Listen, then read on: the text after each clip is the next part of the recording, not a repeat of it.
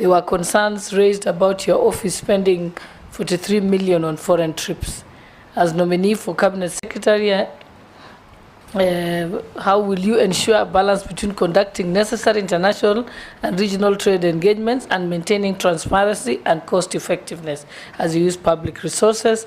The second one says, East Africa Breweries has of late been accused of outsourcing basic services such as transport, distribution, and warehousing to their partners in foreign nations at the expense of local Kenyan-owned players.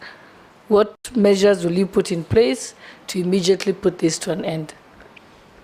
Yes, Lee, can you respond to the question by Honorable Mulder on behalf of a member of the public and the two from the Deputy Speaker? Thank you. And from Owen Bayer. Thank you. With respect to capital flight, and this refers to huge amounts that foreigners make and they have to repatriate to their countries. I think this is one of the conditions that is cited for ease of doing business. If you allow investors to come into your country and when they make the profits, you deny them to take out, then your ease of doing business goes down. Yes. What we need to do is to offer them alternatives, good attractions, but to bar somebody from taking their money out once they have made it may actually stop them. Because the first reason why they came here was that. I don't want to cite some countries that tried that, where the issue of forex became a very big challenge, and eventually huge industries that had already set there were crippled. So the ease of capital flow is very important. And if anything, I would be asking, you know, there are some countries out there in the world who have no other business other than you taking your money. So we should create that possibility. Anybody who has money and they want to take it somewhere, it is stable. We won't wake up tomorrow and get insane. This should be the place. Give attractions, interest, stability, all those issues.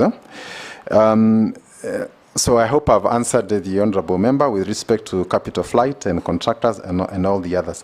The retail business, starting with Uchumi and many other retail traders that have come here, I think there's a gap in terms of legislation because a lot of these companies normally start very well, but eventually there's delay in payment of suppliers, and before long money is diverted and we get into problems. So I think on the area of regulating this area to some reasonable level. And my main concern is when a retail chain goes down with pending bills of maybe 10 billion, that 10 billion, you must look at it in terms of 200,000 to a small guy who will never wake up again, another company that has closed. So when one retail chain goes down, many others go with it. So we need to regulate it, make it profitable, and ensure that there is good governance. While on the same, allow me also to confirm that the existence of these retail chains is actually a channel for selling our goods. When Uchumi was around and we had branches in Uganda, Tanzania, our exports to those countries were much higher than they were. When they closed, there was an immediate shutdown.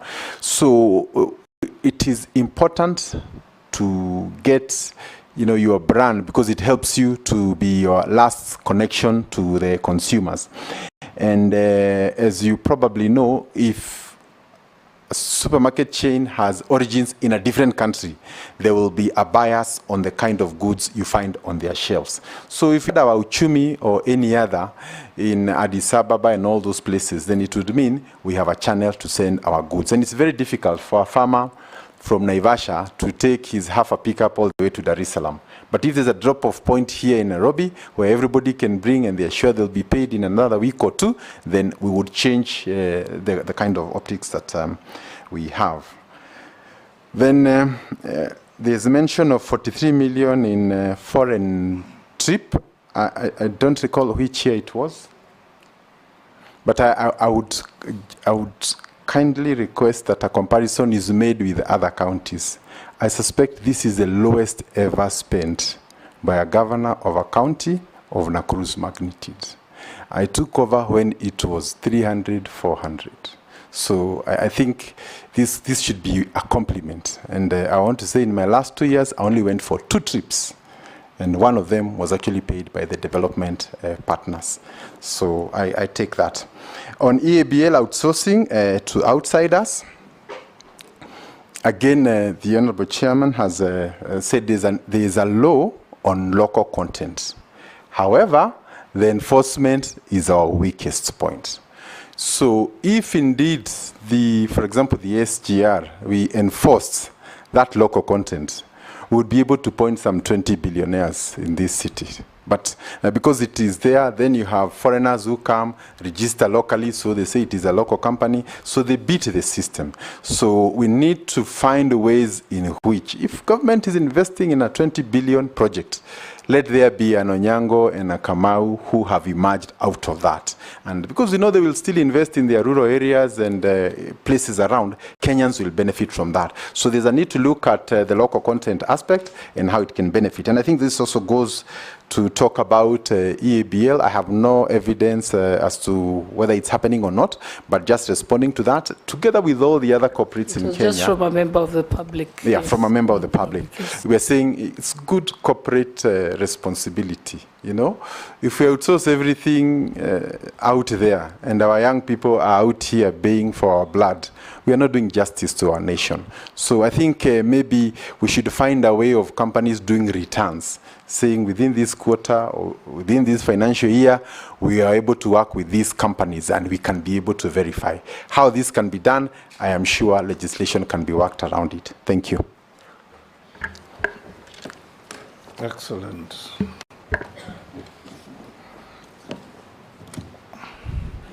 One member from Nakuru, perhaps this is your friend. Lee is a very good leader from Nakuru. He always unites all communities. Give him an opportunity to serve us. That must be one of your supporters from Nakuru. My enemies think the same.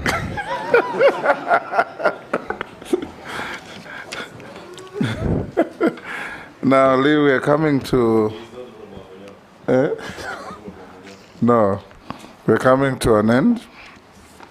And I'll ask you a few questions about yourself, then give you an opportunity to make some last wish to this committee. What is your net worth in terms of wealth?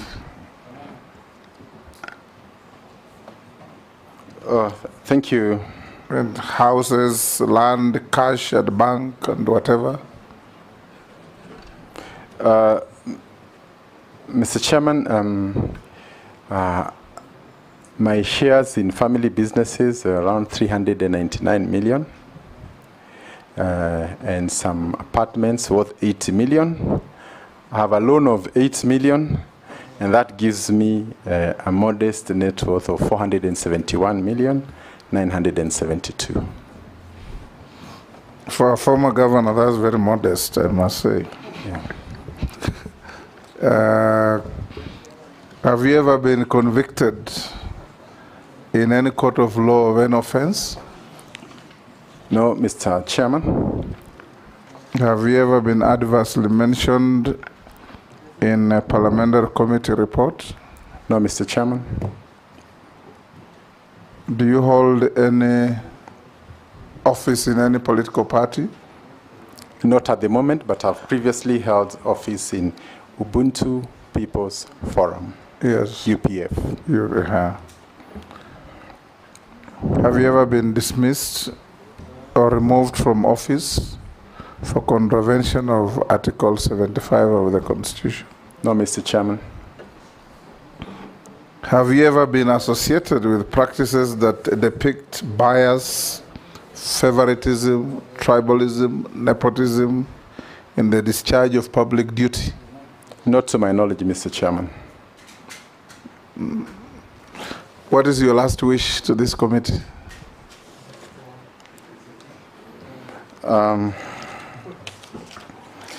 So, Mr. Chairman, first is to thank this committee and also the President for the honor of serving the nation, and to assure Kenyans that I will put my very best.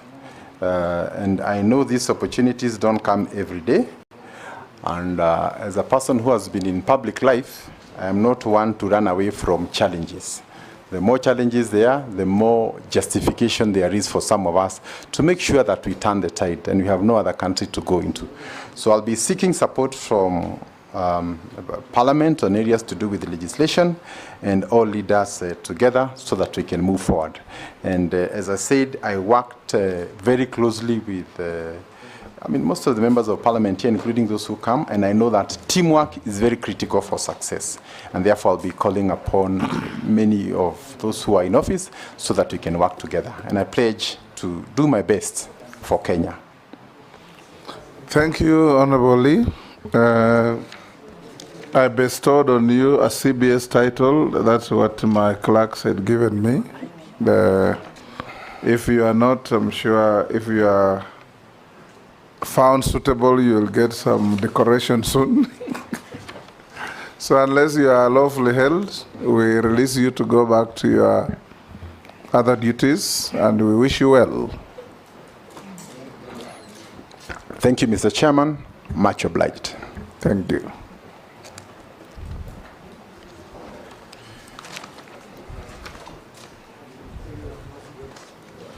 Asante.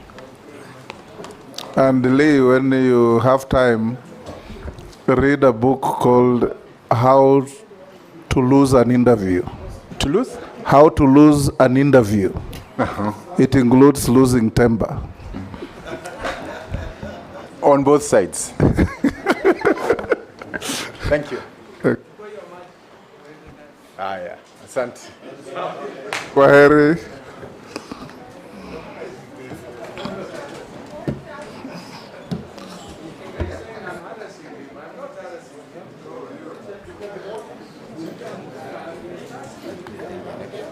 Yes. Yes. Honorable members, this brings to an end our engagement with the three nominees. I want to take this opportunity to thank all members, including our staff, for taking time off your break to come and discharge this national duty.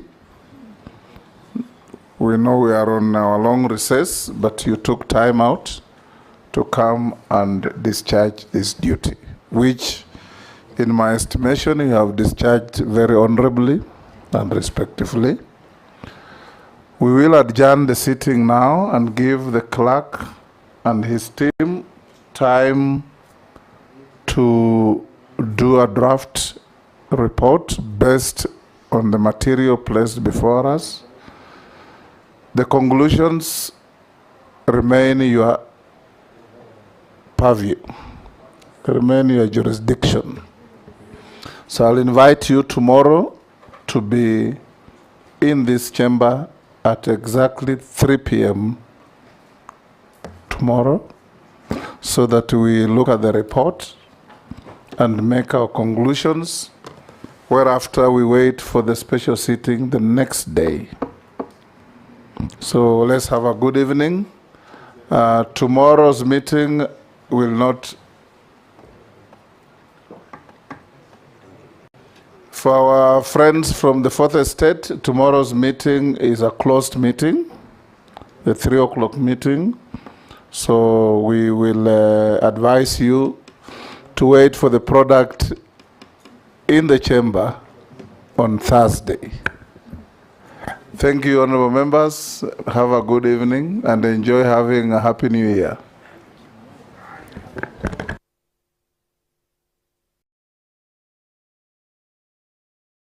You are free to leave your materials here. They will be protected until tomorrow. Yes. This two you carry.